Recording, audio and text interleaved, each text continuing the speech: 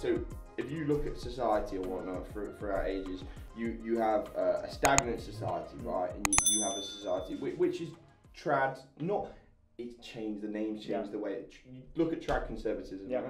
You have trad conservatism, you have a society which is quite pragmatic, knows its framework, knows its boundaries, relies somewhat on a religious backdrop to function on a moral sense of good and evil, right?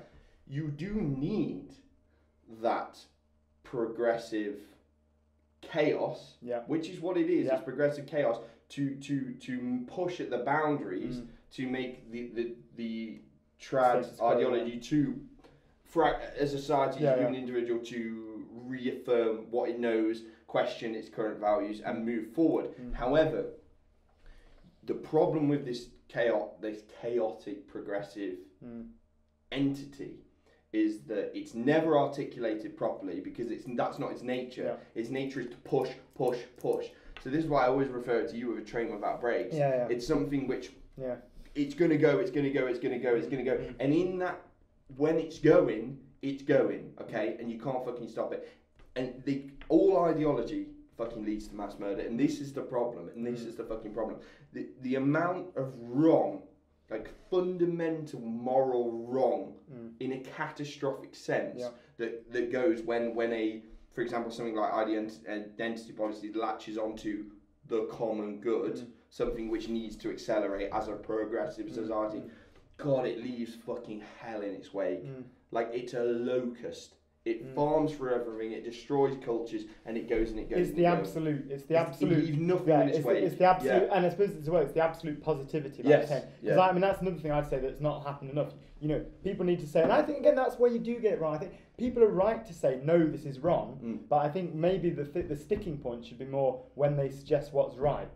Do you know what I have a problem with? And this is what I have a problem with.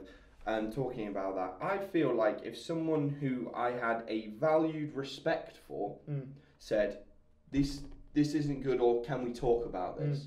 Okay, and found common ground of this polarised society, which I think is coming inwards, big time. I think it's coming inwards, because what happens when something polarised is so niche groups start popping up with different core beliefs and whatnot. We've hit that peak to some degree, I think. However, the problem is you've got people being put forward as cannon fodder to propose those ideas, who have no validity, who aren't inherently great human beings which you can relate to and respect, and proposing these sort of chaotic fucking ideology, and they're screaming. It's like there's no consistency because the platform for debate hasn't been met. So, but when we get to that point, which I think we're coming to, I hope so, then that can be met. But like, again, for me, that's what, again, like I said earlier, just makes me fucking alienated. I'm just like, I'm out.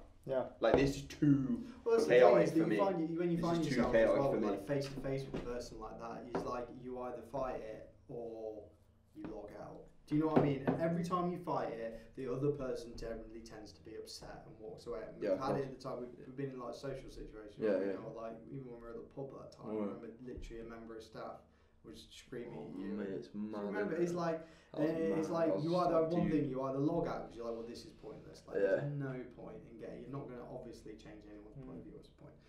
Or you try.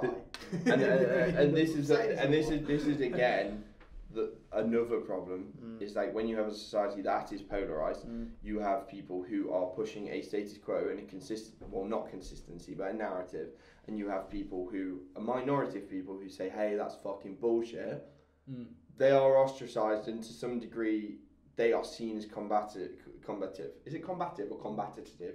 I've never known it's combative. I didn't know. I thought it was combative. I've always said it. That's what I mean. I've said it as well, because it slips under the radar, doesn't it? That's syllable.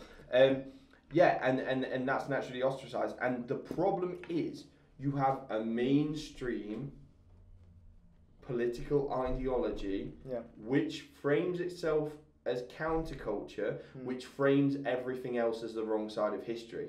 So it's I do agree. That's very no, I agree. And completely. That's where I'm out. There's a good quote. It's like once you've said you represent progress, you're already regressing. Exactly. That's so fucking true, bro. You can't. And again, that's what I'm saying. That links to what I'm saying about positivity, because that you can't be too positive. You can never be too sure that what you're doing is right. You've got to have a bit of humility, a bit of You know, and actually, and again, it's completely fine in my view to say no, this is wrong. All of this is wrong. Fine, but be careful when you kind of formulate. Well, what's the alternative? That's consistent. The point. There is no internal consistency. But you can say no. I deny that. I deny that, and be completely consistent. That's the point. That's the point. It's hard. But that's the thing about society as well. Like you were saying earlier, is like you've always got your traditional, and then you've got your kind of chaotic going either way. And it's like it couldn't be either one. Like it has. They don't work without the other, and that's why you get. It's law and chaos. Yeah, of course. But it's like they're both within their other. Because if you went fully with one side, then you would just end up in a chaotic environment.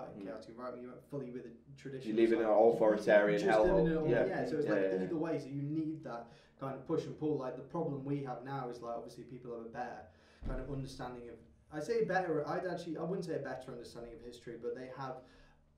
The understanding of history is often through the lens of a historian or someone who told them it with a political point of view, and then it's warped, and then they have like, do you know what I mean? They have black holes where they remember history, and it's like, you know, even things when you get back down to the slave trade, and people are forgetting like genuinely certain aspects about it just to further their cause. That is a problem. There is a genuine. I mean, regardless of how you see it or how you want to see it. There is a genuine rewriting of history going on currently, regardless of if it's a specific one or if it's just through ways media is consumed. People are pushing for certain narratives to play out throughout history as a complete backdrop for a narrative that they're producing, which is dangerous, which you can't moderate because you have the internet, which is a great device in some ways, but you know it's dastardly in others. But like going back to your point, which you just raised then, which was about what you said, what I was saying, which I said earlier. Yeah, you can't have one without the other. You can't have the chaos without the law and the order. You find now is that sorry. I remember my point. The problem I have was in that natural, because that is a natural. Yeah. When the pendulum swings slightly too far one way, it's hell. Regardless, if it's you know you've got an authoritarian trad conservative thing, or you have a radically progressive, it's hell. There's genocide at either side of that. There's genocide at either. That's the thing is because it just stagnates. Like, do you know what I mean? It's like society doesn't know what it's fighting. But then you have a stagnating society if you don't have a traditionalists weren't fighting for traditionalism, and modern progressionists weren't fighting for progressiveness.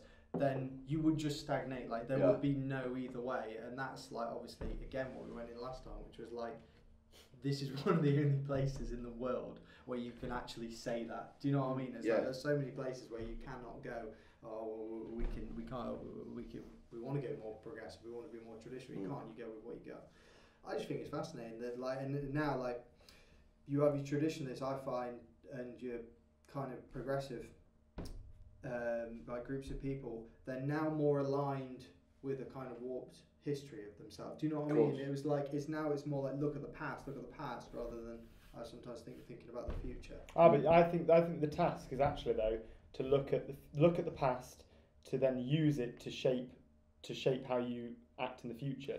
So look at the lost things. Where did we go wrong in the past? To then use it in the building of the future. And possibly that's because people probably have a worse off actually idea of history. Do you know what I mean? There's no idea about probably what's gone on in the last 100 years at all. No. I mean, I don't know if you probably found it when you were teaching history. No, kids don't have a clue. That's the problem. It's like there's no sort of like dialectic approach. It's like, hey.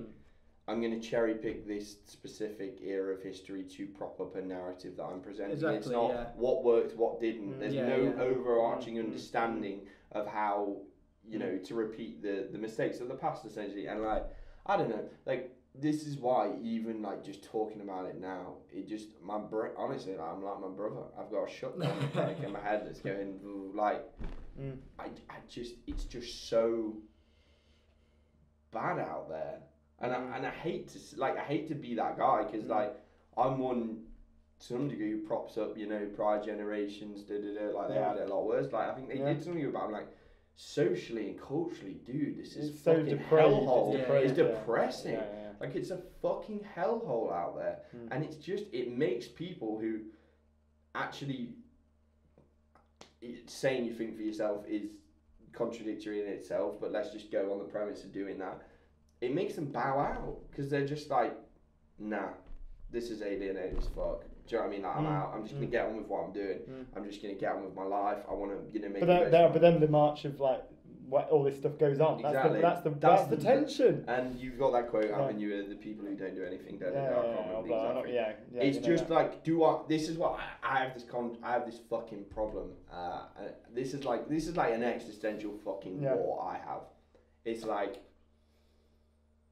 do I want to do something? It's like, I don't want to, and I say this hyperbole for people who's not really engaged in this whole thing.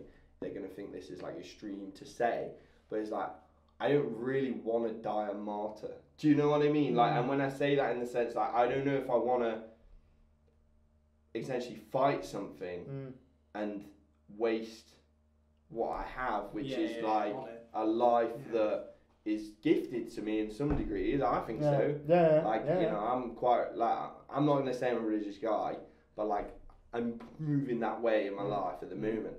And like, I don't know if I want to waste what I've got going, you know. Like, I feel like I could do something. And you think that getting into that battle would be... I feel like there's a gut feeling that every time, like... And it's not... For me, it's not so much about, because, like, I see it all and I'm like, there's so much wrong here, but I don't know if I want to get in that arena. Because I don't think that's my arena. Like, I just don't. That's what I'm saying. Yeah, maybe we'd agree. But then also, like, I feel but you think if the shit hit responsible. The fan, like you would be. Do you feel that it's like the old classic question about if, you know, the Nazis? I feel like doing this. Would you be there building the fucking? I feel like doing this podcast, doing what I do in my line of work, wanting to create certain businesses and certain fields and stuff is doing my bit. Because I think that stuff like that coming from yourself is the most important stuff you can do, and the most important changes you can make are through those means. But they're largely are they to you? No, but I think in a cultural sense. I think people underestimate the massive, like, someone sitting here, shout out if you're still listening, who's watched this and these things haven't necessarily occurred to them.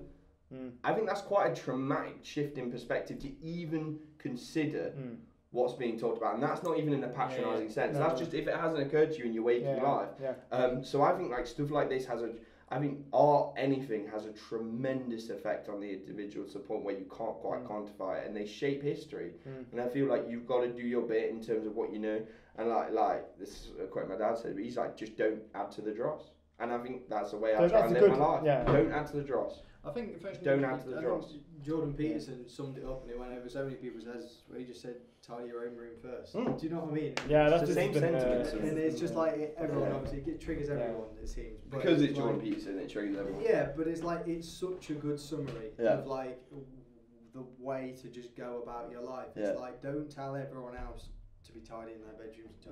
It's like it's but again, I mean, I think it's important to say no again. But I think that's, you know, and that's the point. I think the point is, don't claim your room's tidy. That's where I correct Peterson. I think Peterson's wrong there, because the room will never be tidy. You will never tidy your room, and that in a sense is the implication of, well, then you never act because your room will never be tidy. So instead, I say, you know, you can absolutely criticise, but the point is, do not. Again, what I'm saying before, you know, be negative. Be negative, fine. Say this is wrong, exactly as we're all doing. But, you know, don't offer a positive approach unless you really know what's going on. And I really don't offer a positive approach, and I hope that's not come across, because I'm not trying to offer a positive. I don't know what the solution is. But the thing is, you're instilling one in your own way, and I think that's what you are underestimating about yourself now. Like, we're having a conversation now, whereas you said certain things which I'm going to go away and reconsider about my stance. I'm sure Harry's going to reconsider about his stance, and I'm also going to reflect on it the next week, 2 weeks, probably for a longer time. And I think you there are underestimating your reach in terms of the gravitational pull of what your words have. And like, going back to that point, like the Jordan Peterson point that you just raised purely comes down, and I think in a more pragmatic, translatable sense, it's analysis paralysis. It's like, if you analyse something for a period of time, you will never act. At some point, you've got to say, I don't know everything, but I'm going to fucking jump in here. Like, let's go, boys. Do you know what I mean? And I feel like that is key, and you're right. And I feel like at any point in my life, I know I keep bringing it back to my life, but it's the only thing I've got. At any point in my life where I haven't just acted on something, you get a sickening feeling of like regret about it as well. And that's talking about it more pragmatically, but you can't just jump there is pragmatic. That moment of like where you put your heart. It is the leap of faith. I was thinking about saying that is the difference between someone who is not succeeding. But the point of success, you have to realise it's all or nothing. If you don't act, you'll only be disappointed. You can only act. You can only act. 100%. 100%. You know. How are we looking, Yeah, we're good. We've been going for about an hour and 20, I think. So should we call it? That was a good end. I think that was a positive, nice ending.